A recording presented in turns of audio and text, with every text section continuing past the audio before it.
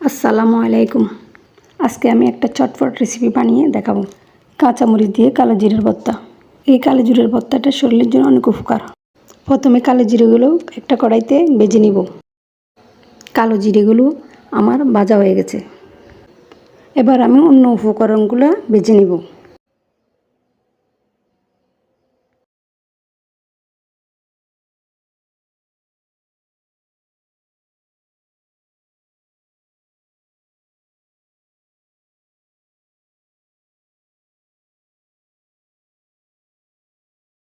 সবগুলো উপকরণ ভাজা হয়ে গেছে। এবার আমি সবগুলা ফাটায় বেটে নেব। ভালো করে বেটে নেব এগুলা। ফাটায় বাটলে কি ভর্তাটা সেই হয়। দেখুন আমার বাটা শেষ। এভাবে চটপট কালো জিরের ভর্তা বানিয়ে খাবেন বাসায়।